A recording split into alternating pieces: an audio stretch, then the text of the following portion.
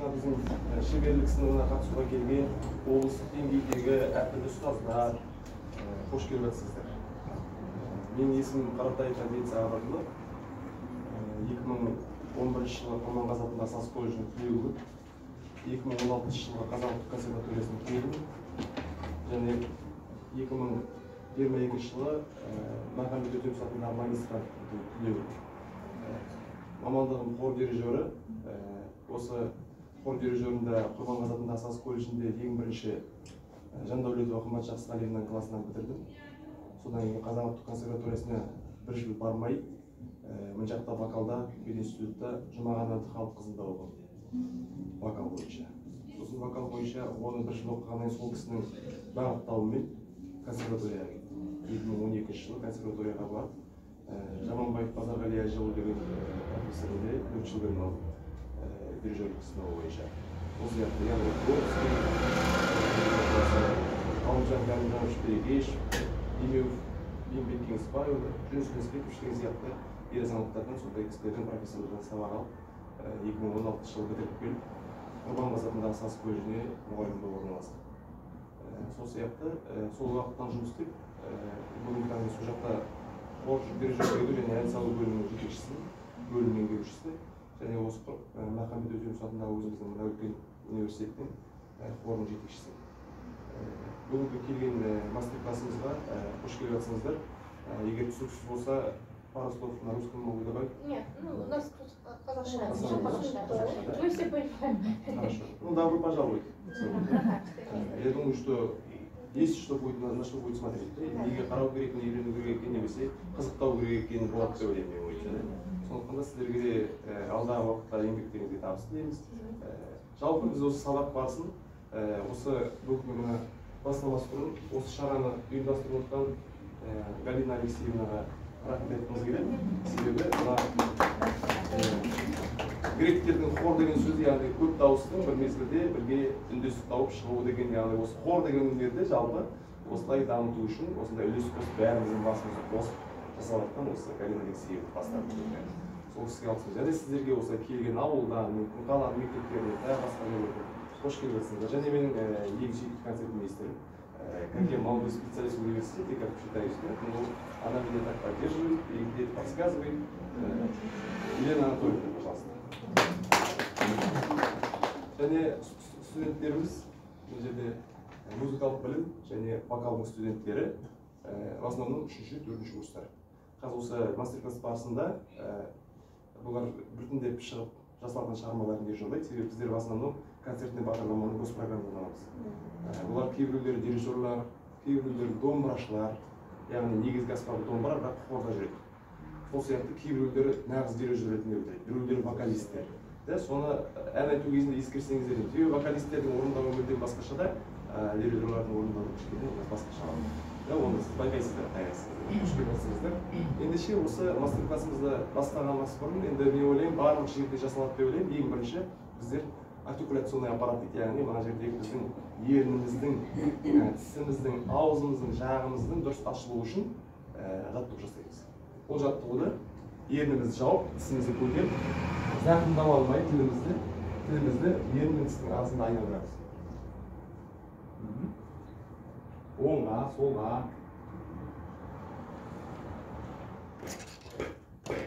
Оятып аламыз, да? Рахмет. Және осындай сабақ барысында студенттерімізден біздер енді талап етеміз, студенттерімізден көбіне талап етеміз, таңертеңмен жаттығу жасауды. Олар енді біреу жасаса, біреу жасамайды, сондықтан да міндетті түрде жаңағы көпшілікке қиыс шығып жатқандар, олар үйде түнде ұйықтағанда басымызды төменге қарай бір рет, екі рет түсіреміз, артқа қарай да оңға қарай ауыртып алмай, сықырлатпай, тықырлатпай да солға қарай жайлап та жарақаттап алмай өтеміз. Айналдырамыз, солға қарай. Ұйқымыз ашылады да, ең бірінші ұйықтап келеді, таңертең ерте дайындаламыз. Сол сияқты, содан кейін иықтарымызды көтереміз, тастап береміз. Оны тағы көтеріп, тастап береміз. Тағы қайталайық. Көтеріп, тастап береміз. Және сол жағымызды береміз. Bastıra beremiz. Onu ko'taramiz. Bastıramiz da. Tag'in ko'tarib qo'yamiz. Ya'ni aylantiramiz iplarimizni buraya. Nega? Sebebi mana голосовой apparatga, ya'ni bizning dыбыс apparatimizga связкаga deydi. Связкаga o'ta foydali. Tinsal yo'llarni qo'zg'aydi endi. Ya'ni o'sidan keyin bizlarda og'izning ochilуы a, o, u degan ashulalar, i degan ashulalarni aldalar jasaladi.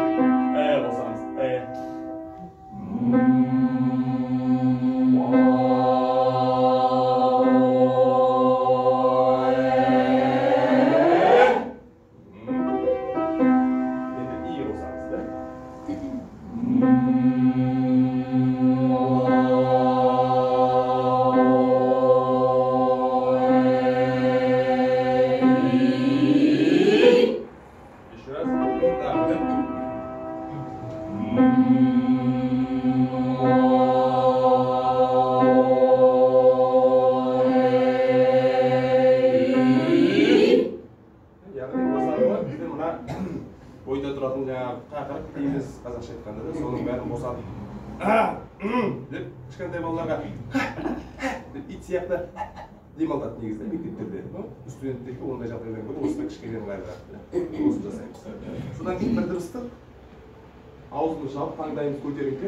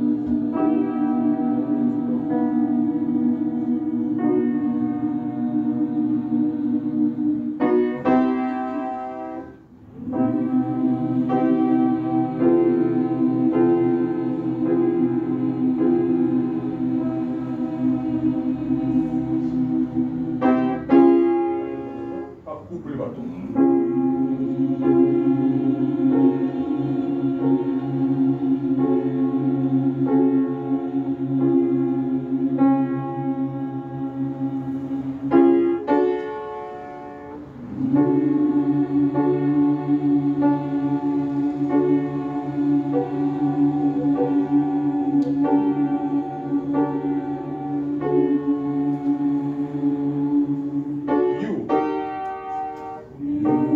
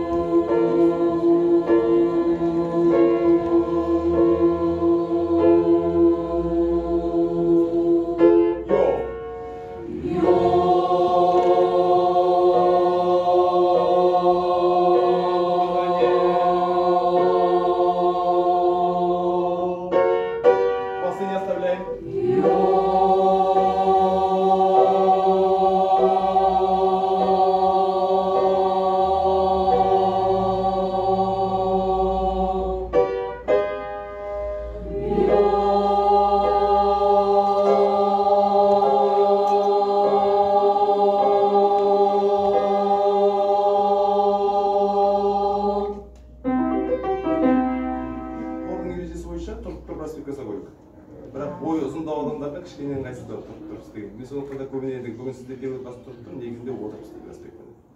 Сондықтан мен енді рұқсат сұрап сіздерден отырып істеп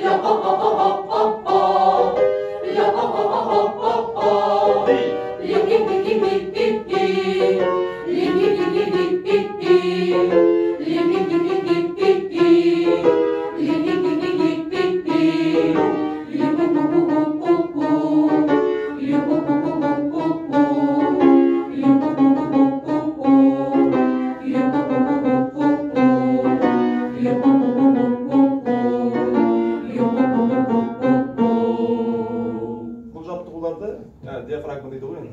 Соны жаттықтыру үшін жасаймыз, негізі студенттерге осы сияқты тағы жаттықтыру жасаймыз қазір. Яғни олардың көбінесе деп қана тамақпайды. Содан кейін осыны жаттықтыру үшін күлгендегідей, ішегің түйіліп күлгендегідей қылбайды деп жоқ кездегі тіштерінен түртіп соған добиваться етеміз яғни. Мақсатымыз сол.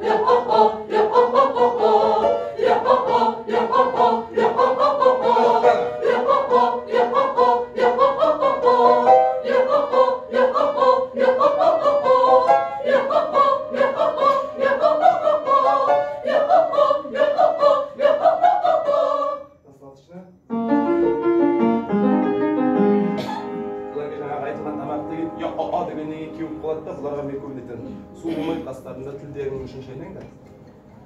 Сосын барып көктерін жұтып тамақтарын қозғап. Ригат, стакаты, да? Раз и два.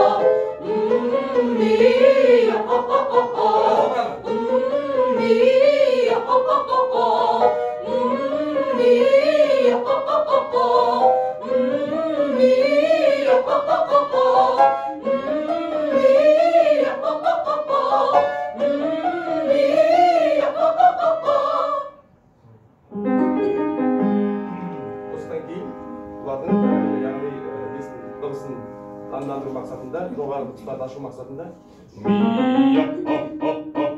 яғни жоғары нотаға бірнеше рет соғып алып раз, два. Mia,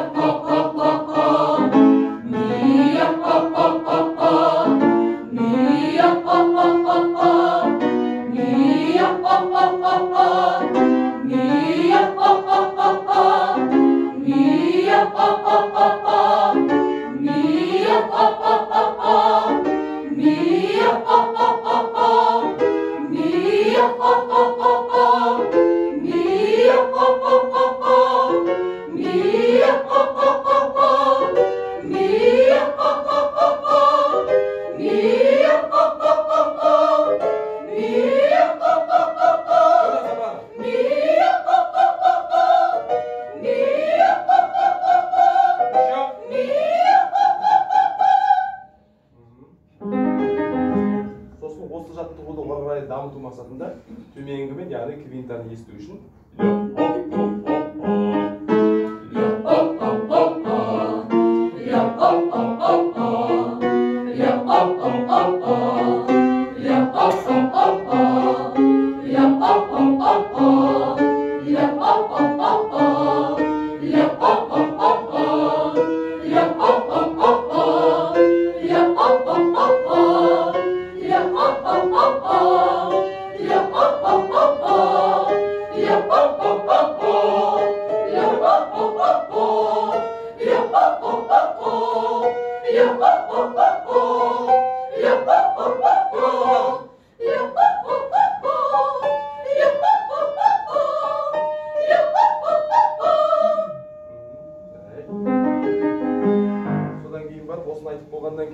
бірнеше уақыт өткеннен кейін тамақтардың барлығы бір жаттығумен немесе жаңағы кебет не деді, сондықтан да біздер артикуляционный жаттығу жасаймыз. Бір жерлерде сольфеджио до ре ми фа соль фа ре до ре ми фа соль фа ре до деп айтады. Біздер енді кішкене ол жаттығуды қолданамыз дегенмен де мы беребегали берега деген сөздер сол сөз көбірек кішкене жаттығуға мына артикуляционный аппаратқа көбірек не береді, мүмкіндік береді. Мүмкін біреулер басқа сөз қолданатын бар. Мен осы сөзді мы беребегали берега деп жаңа сольфеджиодан гөрі соны қолдандырамын. Соны істеп көрейік.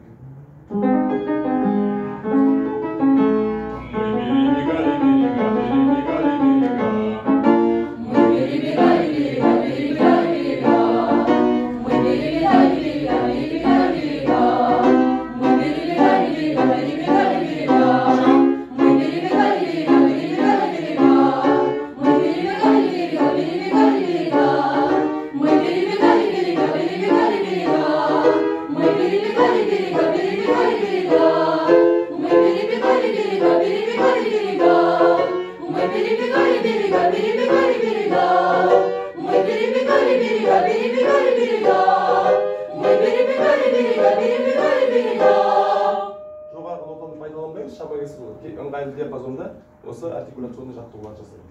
Және осыдан кейін легат стаккато енді советтік мектептен қалған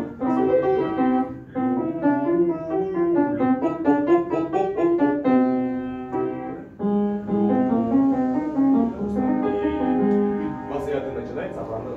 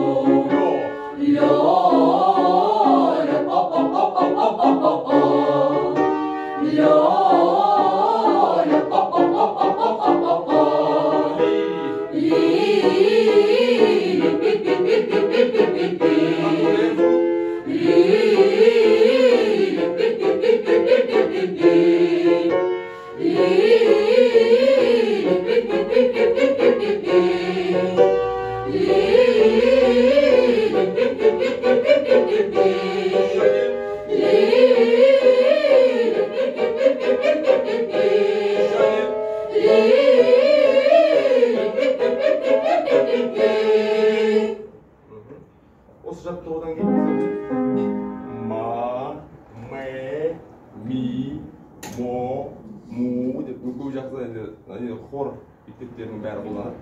Осына дейін да, де, и, до, жаңағыдан кейін жібітеміз қайдадан,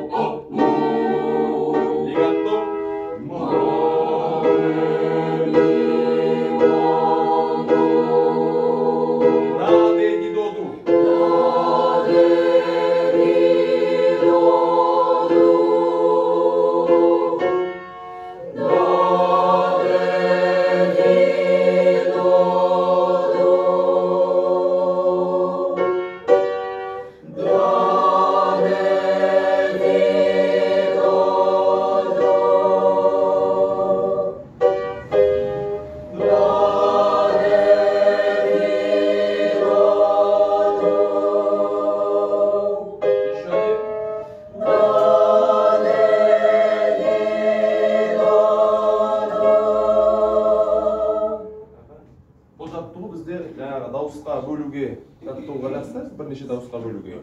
Және сол сияқты жаңағы стаккатты қосып тұрғанымыз ішінде диафрагма жұмыс істейді және жаңағы ауыздағы аппарат жұмыс істейді, артикуляционный аппарат. Сол мақсатта қолданамыз. Сол мақсатта қолданып жүрміз енді біздер енді сондай жағдай. Мүмкін кейбіреулеріңіз енді ұжымдардың алдында мүмкін басқаша болады деген біздер осы бағытта жұмыс істеп жатырмыз қазір. Содан кейін гамманы қолданамыз. До мажорлық гамманы 2 дауыста осымен жасаймыз. Распевканың түрлері көп қой. Негізгі распевкаларымыз осы бағытта жүрміз.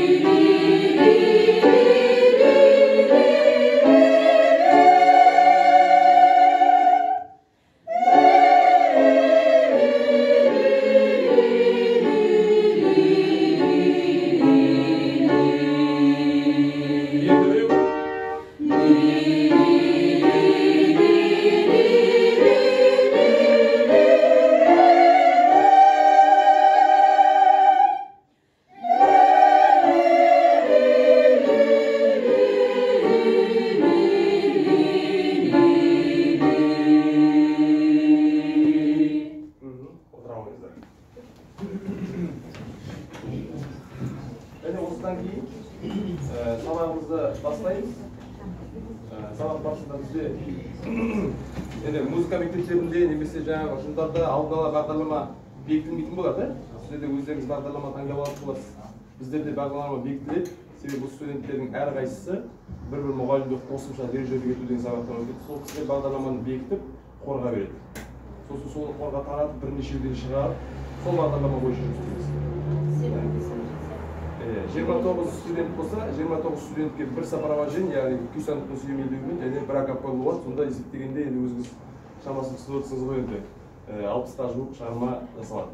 Және енді спонтанды дейді ғой, аяқ астынан концерттің тақырыбына байланысты программалар келеді, соларды қосымша. Сол кезде бұл студенттер бір жылда 100-ге жуық шығарманы жасап айтады. Оркестрмен орындайтын шығармалар бар, алдағы мерекелерге байланысты.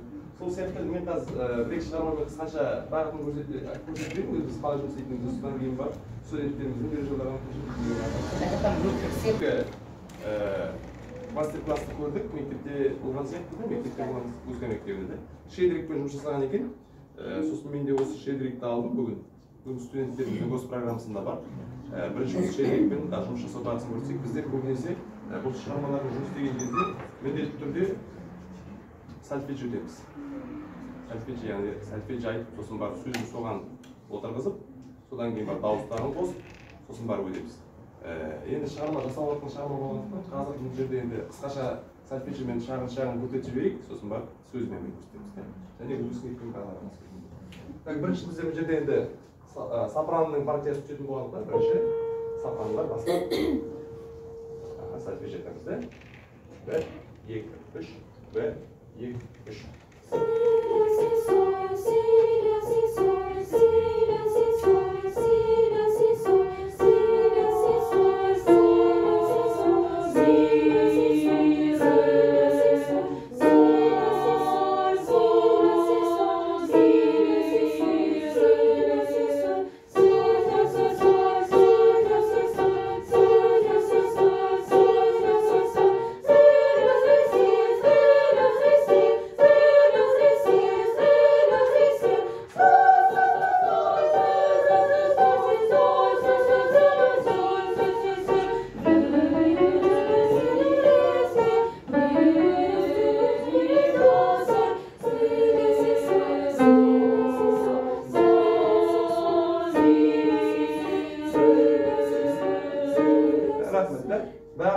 сольфеж деген ноталары осы қайталана береді. Екі бағытқа жүреді. Енді тенорлер мен бастарға қарап береді. Яғни бұл жерде сопрано түсті, альт түсті, содан кейін барып тенорлар қосылады. Үшінші строчка, бірінші такт. Үшінші жолақ, бірінші такт. Дайын ба партияларыңыз? Кәне, тенора. Сеп көрдің ғой да? 1, 2, 3, 1, 2, 3.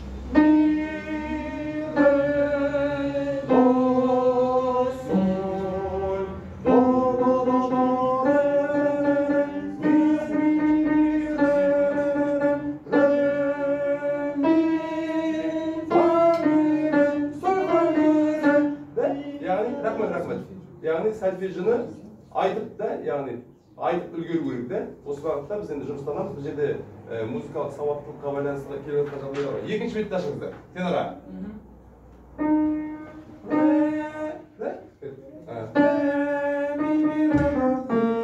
Раз, два, три.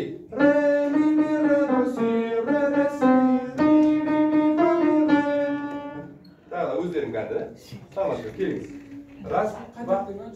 Екінші беттің, сіздерде екінші беттің бірінші тактісі тұр ма? Тебе табар деген жер. Ре. 1, 2, 3, 1, 2, 3. Ре, и, ре, ми, ми, ре, до, ре, ре, ре, ре, до, до, до, до, фа, ми, ре, ре, ре, ре.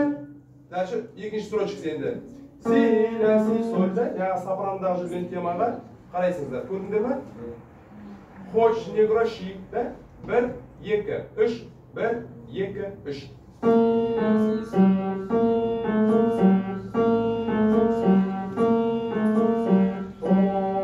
Қаласыңыздар. Және екінші қайталымда тенорлер, да? Ең соңғысы 2 деген цифр тұр ғой? Для окончания деген. Сол жердегі нені қараймыз, да? Сольфеджио. Щедрик, щедрик, щедричка, прилетела деген жерде. 1, 2, 3.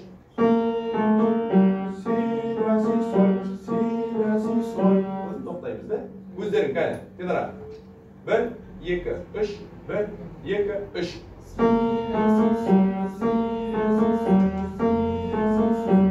Снимаем, да? Ана жақтан сопраноның әрбірлері қалады, да? Басы. Бастар кетті, да? Сіздерде 4-ші строчка бірінші бет. Басылғанды вот, опять кет. 1, 2, 3, 1, 2, 3.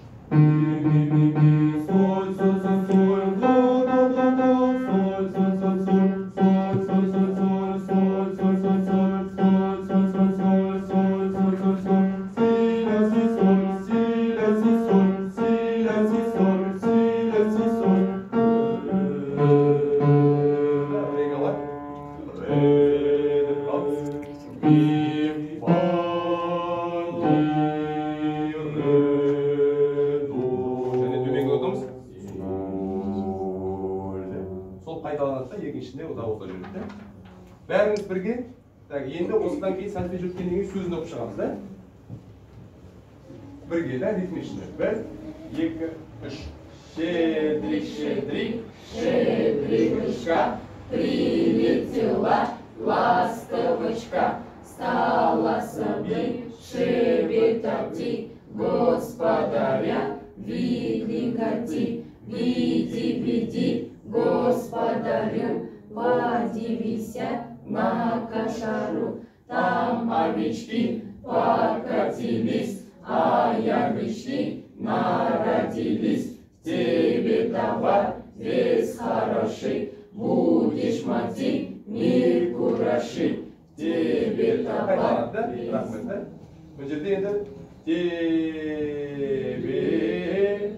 Сол сөз, бірақ, яғни кезі өзгереді, да? Ал көрейік енді жай демікте, айтып көрейік, да? Дайынсыздар ол, да? 1, 2, 3, 1, 2, 3. Щедрик, щедрик, щедричка, прилетела ластовочка, стала собой шебетати, господаря видикати, шебетати, господаря, подивися на кошару, там овечки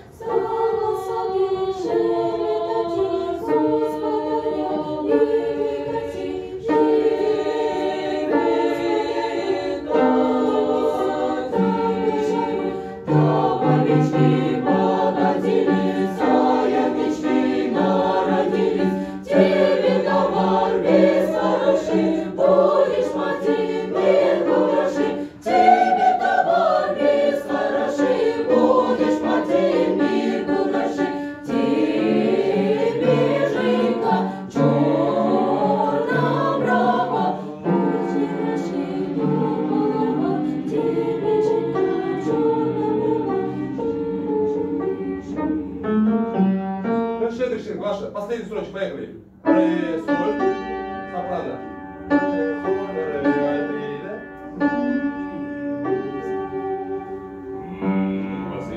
И тенора, поехали. Раз, два, три. Снимаем и да, концовку убираем. Да, обязательно. Ең соңғы жағын алып тастаймыз, жарай ма? Дәл да. Енді өздеріңіз көреміз қазір, да? Бұл жерде біздер көбінесе күй сандықты қолданамыз. Себебі балалар тонға түспейді.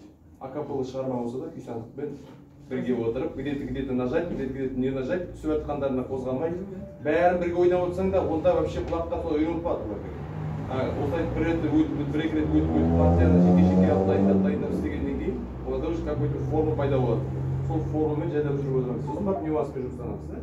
Қазір мына жерде енді нюансқа көп мән беру керек, да? Яғни біздерде пианиссимо, да? Бірінші үлеске акцент тұр, сопрано, да? Сосын барып альттар түскен уақытта қатты түскен, біздерде деген пианиссимо. Негізгі тема сопранода жүреді, да? Соған мән беру керек, жарайды? Так, бuyur. Правойыңызға болды.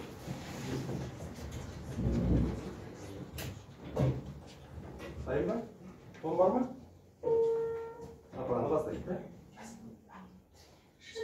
Шедрый, шедрывочка, прилетела ластовочка, стала сама шепетать, господаря привлекать.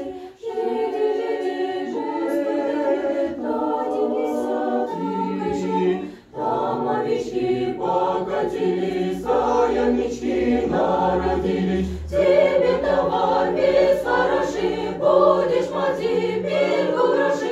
Тебе товар весь хороший, будешь мать теперь гроши.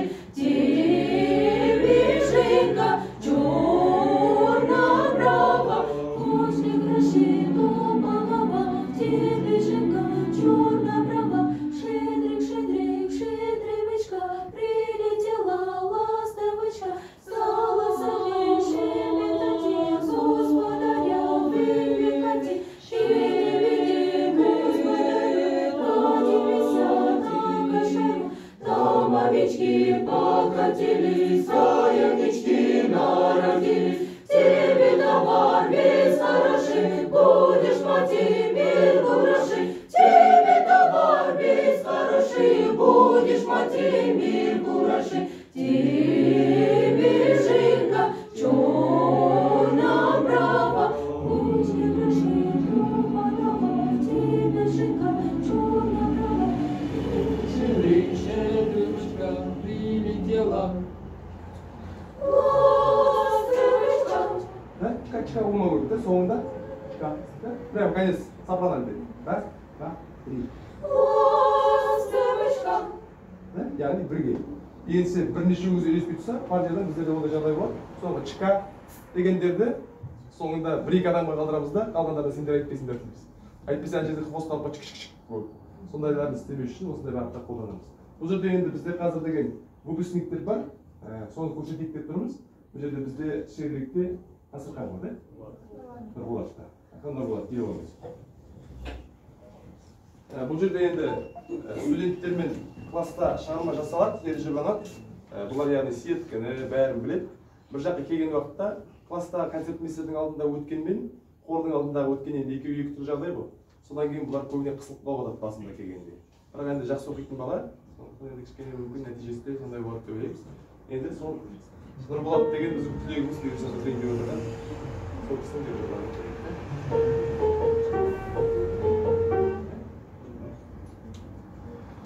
Шедрик, шедрик, шедрывочка, прилетела ластовочка, стала сама шепетать, господаря привлекать.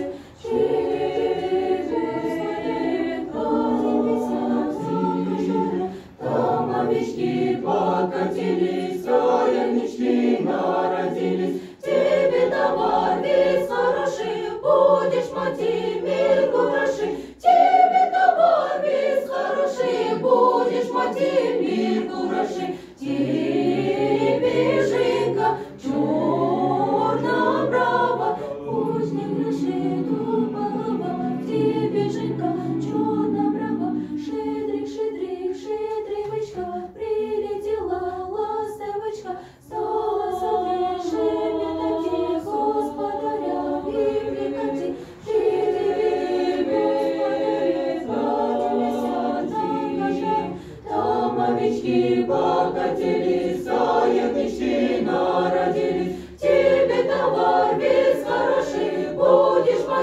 мир хороший, тебе товар весь хороший, будешь мати мир хороший. Мишенька, черная брава, хоть не лежит голова, тебе Мишенька, черная брава. Щедрик, щедрик, щедричка, прилетела. Ластовочка.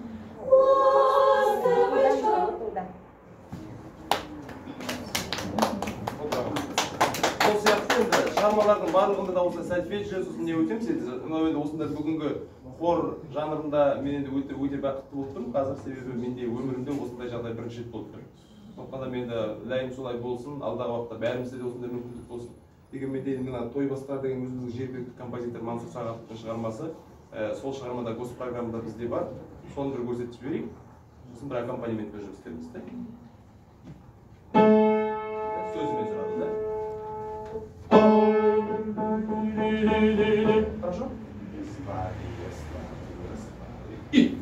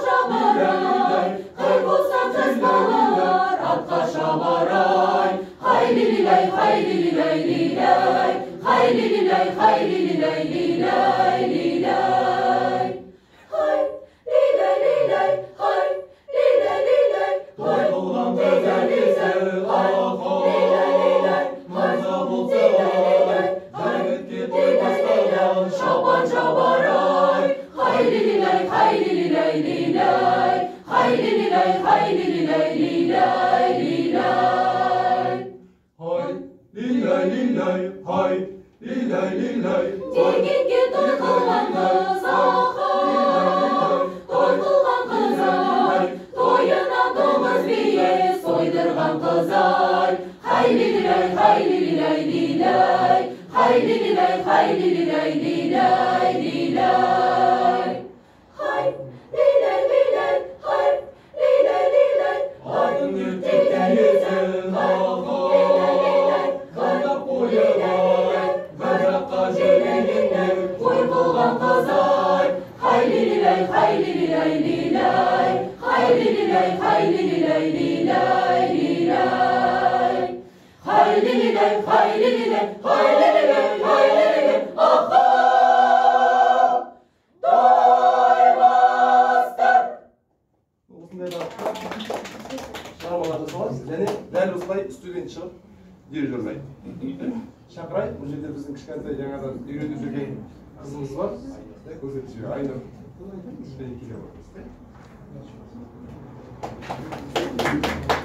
Яғни біздің мақтанышымыз осы өскелең ұрпақ. Сіздің мақтанышыңыз біздер. Міне бар екен, өсіп жатыр екен, әйтеуір бірдеңе жасап жатыр. Сол сияқты біздің мақтанышымыз осы. Бар екен, өсіп жатыр, әйтеуір бірдеңе ары қарай жалғасын табады деген ниетпен. Сондықтан да осы қазір Айнұр қызымыздың да өнері қарап жүрдік.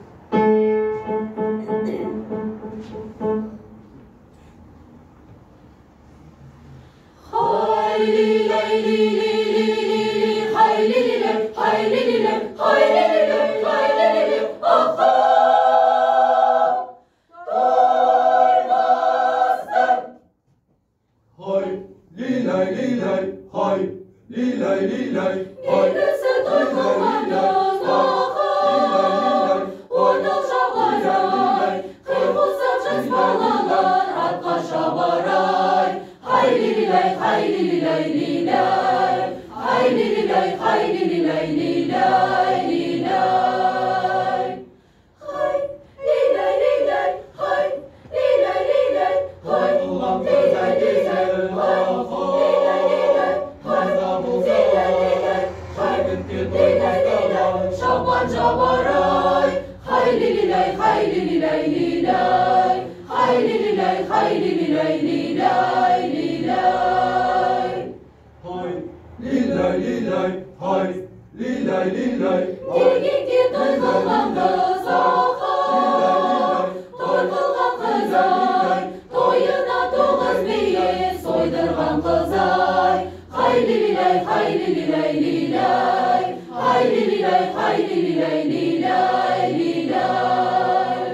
Hay lilay lilay, hay lilay lilay, hay lilay lilay, hay lilay lilay, Hana koyamay, Gajaka lilay lilay, uy kılgan kızay. Hayli lilay, hayli lilay lilay, hayli lilay, hayli lilay lilay lilay. Hayli lilay, hayli lilay, hayli lilay, hayli lilay, aha! Loy bastır! Бұл ойындарымыз осы, отыра қойыңдар. Және енді сіздердің уақыттарыңызды етпейін, қыспайын. Мына жерде енді күйсандықтың сүйемелдеуін орындалып шығармағандан бір-екі шығарма алайық, соны көрсетейін. Сөйлеп тұрып отыра қойыңыздар.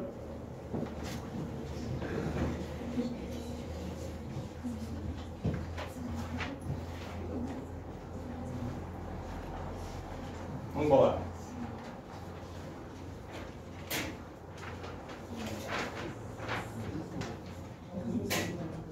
Күйшандықтың сүйемелдеуін орындалып шығармаларда көбінде бізде осы акапелла жасаған сияқты тоже дауыл етіп, отырып, басып отырып, айтып отырып, қосылып отырып, сөйтіп жасаймыз. Содан кейін барып қосамыз. Бізде мына жүктеме берілген уақытта мұғалімге әр группаға бөліп берді. Бұл жерде енді қазір біз группа келіп отырғанмен, кейбір группалардың сабақтары басқа уақытта. Мысалы біз түстен кейін болсақ, мына балалар емес, басқа балалар келеді.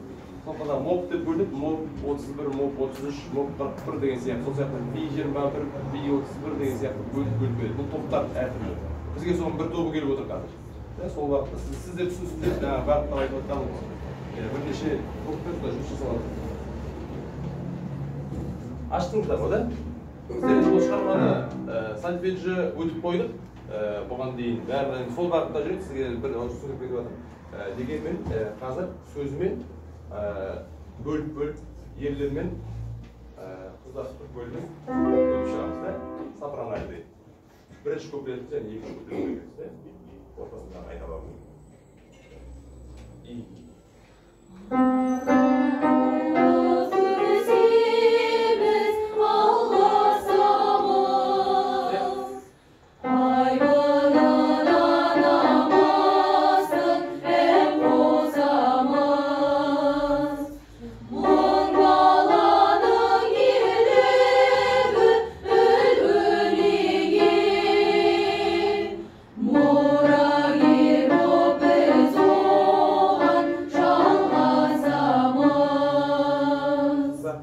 Енді тап осы музыкаға екінші куплетті қоямыз, да? Сөзі астында көрінді ғой, да? Раз, два. Қасиетті қазақтың топырағы, жайқалады өлгенің жапырағы. Сарбаздары сардайдың ел қорғаған, біздің емі биікке шақырады. Айырмасы. Азаттық ұранымыз, алаштың ұланымыз, қазақтың батырлары киелі жыр әніміз. Так, мықты бол. Бір, екі, үш. Мықты болып ел жету міндетіміз. Як, төрт. Мың баланың ерлігі бойымызда, бойымызда. Вокалист. Раз, два, раз.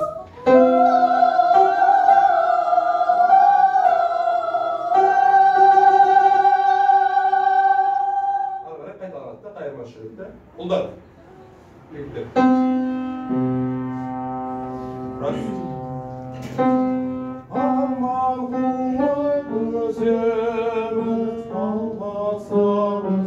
Да? Сен арада, сөйле. Арман қуып өземіз. Да? Раз, и два.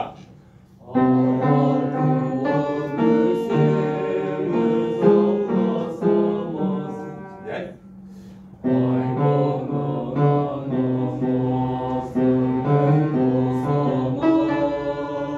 Дальше.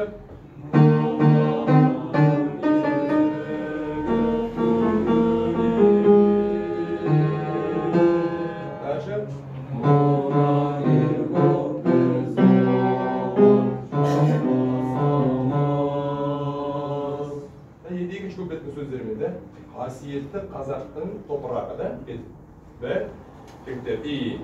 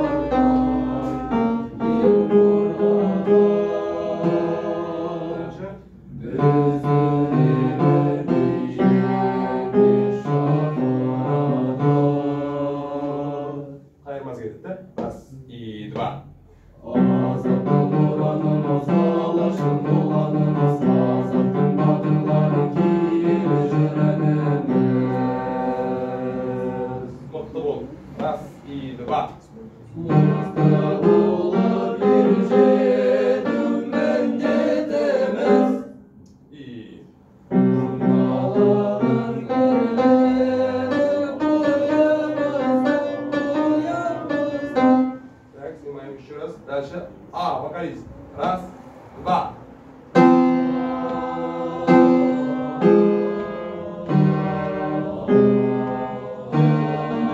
И ре. Ары қайтадан азатты құлағымыз да. Түсіндіңдер ғой да? Содан кейін осындай сводка жасап алғаннан кейін қосып бұны концерт местімен өтеміз. Яғни жаңағы аккомпанементті естіп отырып, где-то түспейді сол жерлерін кемшілік жерлерін сосын бөліп жасаймыз. Елена Анатольевнаны шақырамыз, ортаға қошеметтер қойыңыздар.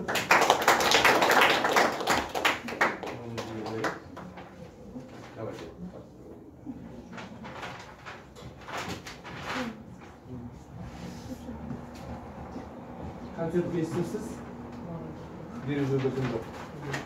Неге? Концерт естіп ол бірінші адам. Домбырашыға да керек, баянистке де керек, скрипачқа да керек, сол сияқты хоровикке де керек, вокалистке де керек.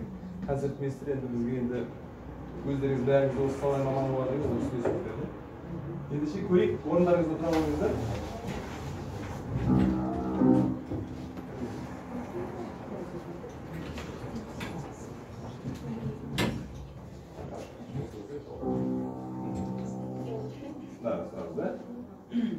Шығарма негізі темпі тез. Тұғылымыз, қазақтың қырағымыз, бірақтан біздер ол темпіға жете қойыңыз. Соқпақ, біздер жынып көрмейді.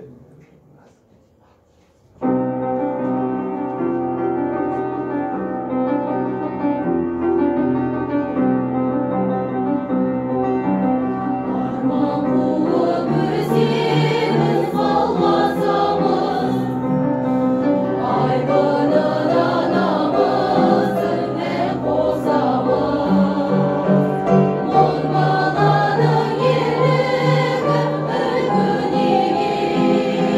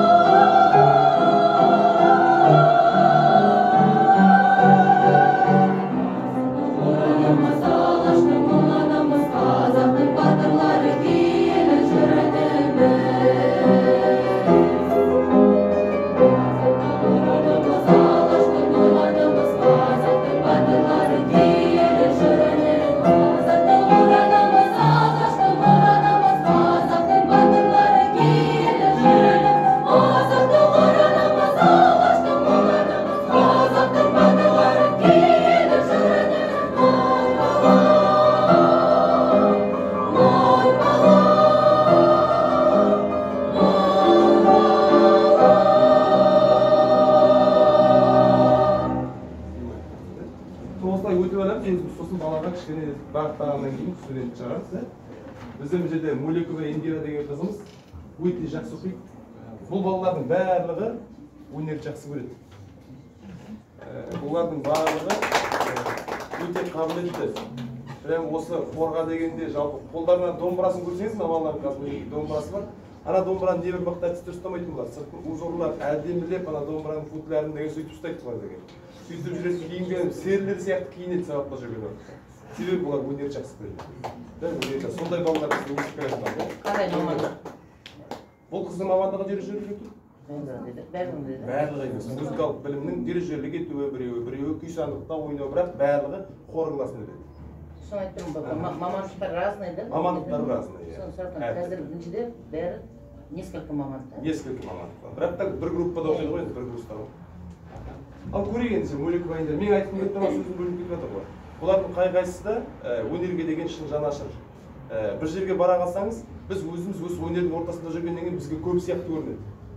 Қазір кез келген мектепке кіріп қалсаң, музыка пәнінің мұғалімін таба алмай отыр. Келеді мамандар, істей алмайды. Я болмаса, яғни келіп үйреніп келген нәрсесін көрсете алмай қалады. Я болмаса жоқ вообще. Сондай жағдайлар пенсияға шығып істеп жатқан кісілерді, олар енді соған бұйырса дайын болып барады деп ойлаймыз. Біз ортасында жүргеннен көп сияқты көреді, шын мәнісінде олар емес.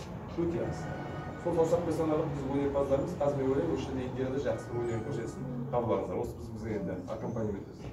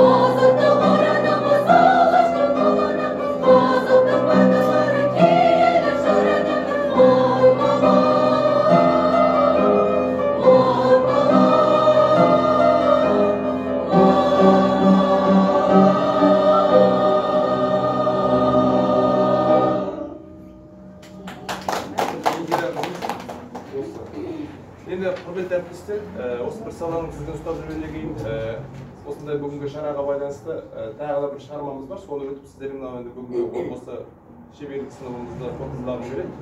Ол жерде біздерде бүгінгі күн той. Музыканттар үшін хордың жағасын жағалап жүрген біз секілді осы мамандар үшін бүгінгі күн той. Неге? Себебі осы апталық аясында өткізіліп жатқан шаралардың барлығы осы біздің қасиетті еліміздің жеріміздің болашағы үшін, мәдениетіміздің жақсы дамуы үшін деп ойлаймын. Сондықтан да осы мына кереметтей Қазақстанда ең алғаш Ахмет Жұбанов пен Латиф Хамиди опера жанрын дамытқан болса, солардың қасын ала береді Мұқан Төлебаев. Сол Мұқан Төлебаевтың бір шығармасы, яғни Біржан Сара операсынан Би мен порт. Сол шығарманы қазір осы кереметті кешімізді, отырысымызды қорытындылап, сізге алғыс рахмет. Біржан Сара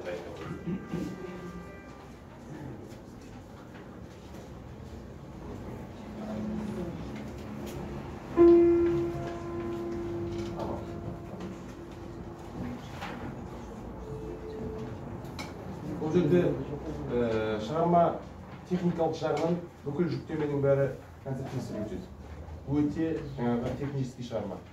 Оркестрге, яғни домбыраға, қобыздарға, немесе жаңағы скрипкаға, симфонический оркестрге арналған ыңғайлы. Концертмейстерге келген уақытта өте ауыр жүк. Бірақ біздің концертмейстеріміз Құдайға шүкір жақсы кісі, сондықтан ол ел техникасын жетеді. Сол кісіге арқа сүйеп, қазір осы шығарманы сізге көрсеткіміз келді. Қабыл алыңыздар. Мұқан Төлебаев, той бастап, ит!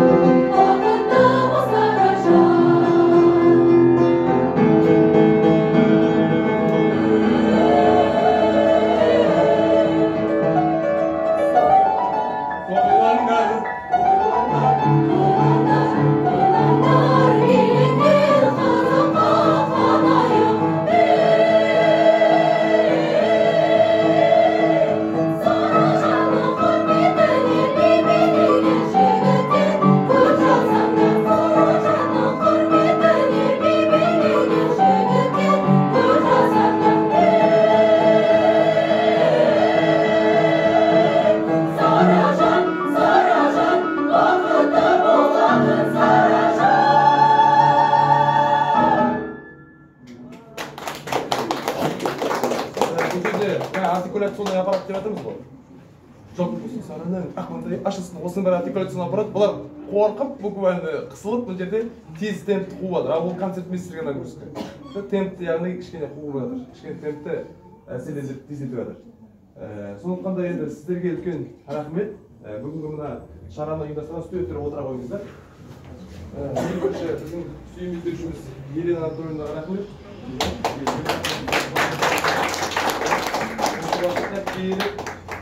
Бүгін расписанияларымыздың барлығына қатысып, осында енді екеулеп жүріп, осы жұмыспен айналысып жатырмыз қазіргі уақытта.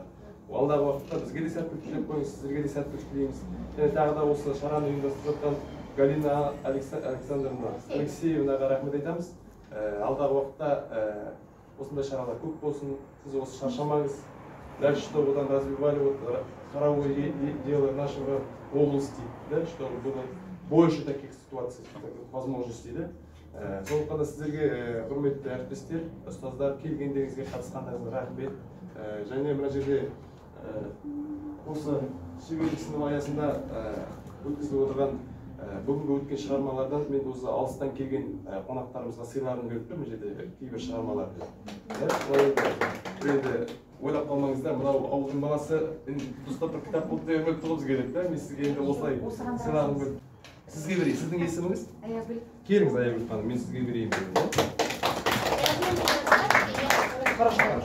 Аягүл, сізге рахмет келгеніңізге, мынау енді сізге сыйлығыңыз болсын. Шағында барғанда жұмыс істеңіз, шаршамаңыз, дами беріңіз, өсе беріңіз да. Және кімге береміз тағы?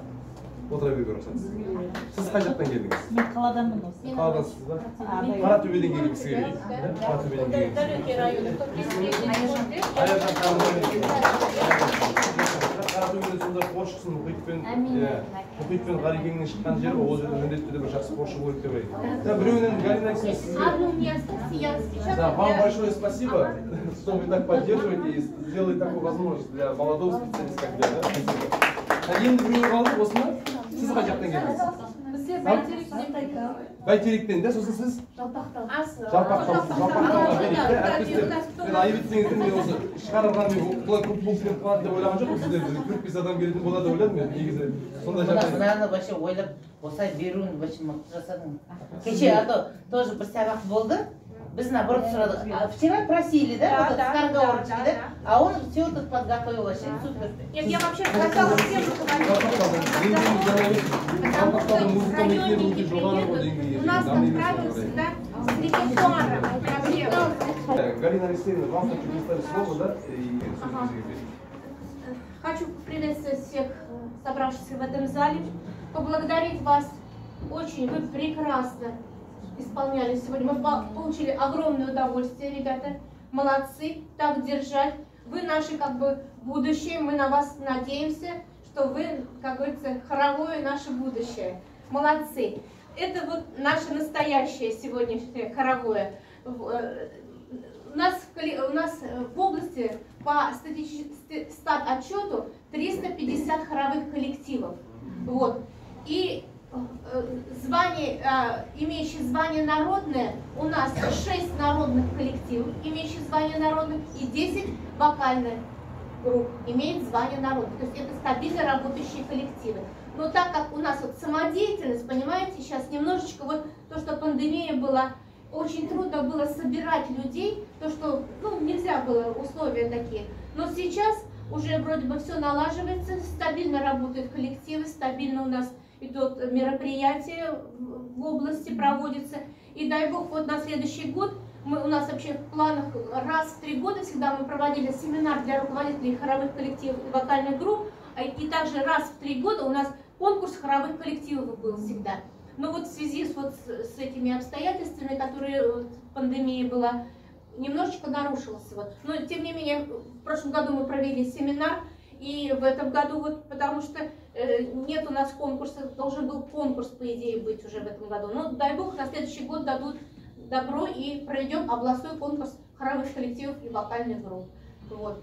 Всем всего хорошего, всего доброго, здоровья, процветания, как говорится, мирного неба над головой и солнышко, чтобы светило, и все весело, вот так хорошо пели. Молодцы. Құрметті әріптестер, мен сіздерге енді сөз кезегін бергім келіп бұл жерде мүмкіндікті пайдаланып та, бұндай қуаныш сәт, бұндай той буквально, мынау енді қуаныш қой біздердің, міне Галина Алексеевна өзі айтып жатыр да, себебі осы салада жүргеннен кейін, осы саланың дамығанын қалайсың, бір жақсы нәрселерді көргіңіз келеді де, сондықтан да мен сіздерге де сөз кезегін берейін, көсіліп сөйлеп, көсіліп білдірсеңіздер болады. Так, студенттер, шыдан. Керемет кішілердің сағаты өтіп, керемет әсер алып жатырмыз. Мен 22 жыл бұрын осы университеттің түлегімін. Біздің ұстазымыз Ләззат Қайжанқызы, бізді хорда негізі дәстүрлі ән Классы бойынша, иә. Бірақ бәріміз осылай хорда отыратынбыз, бәрі өз алдымызда. Керемет өскелең ұрпақ осылай жалғасын тауып жатқанына өте қуаныштымыз. Сізге рахмет. Керемет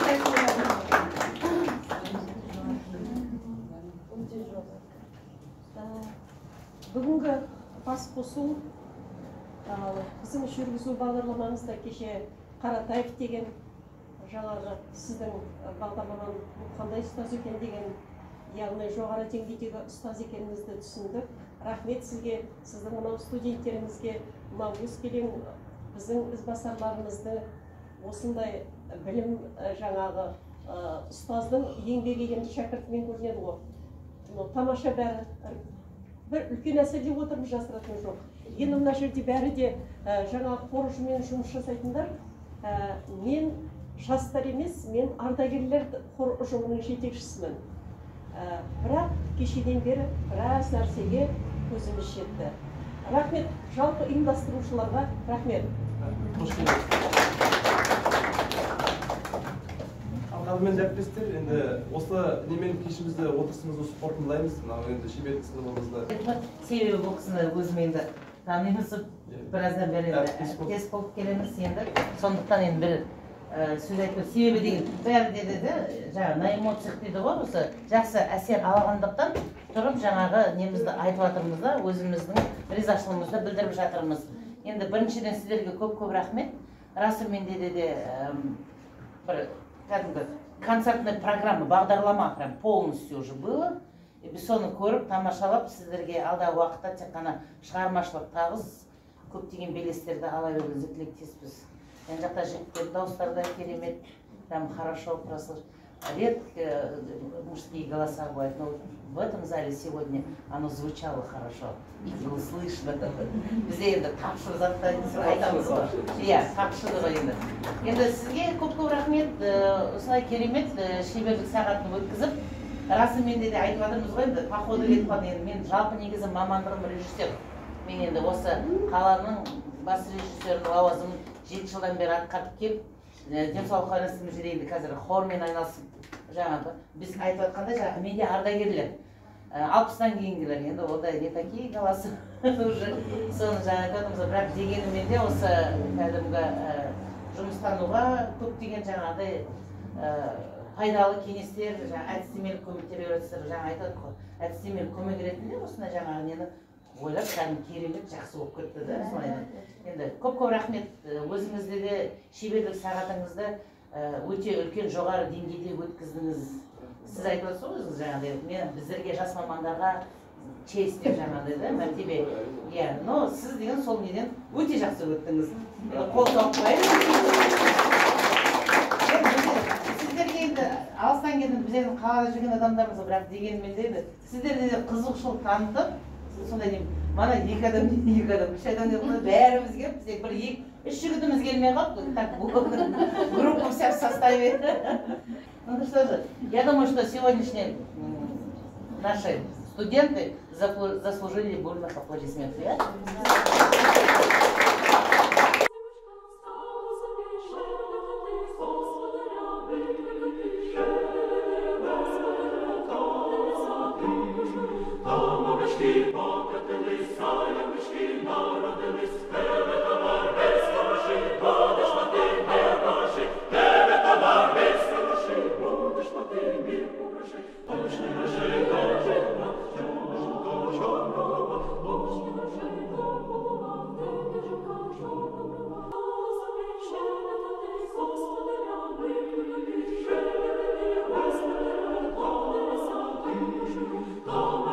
Покатилися, ямочки народились,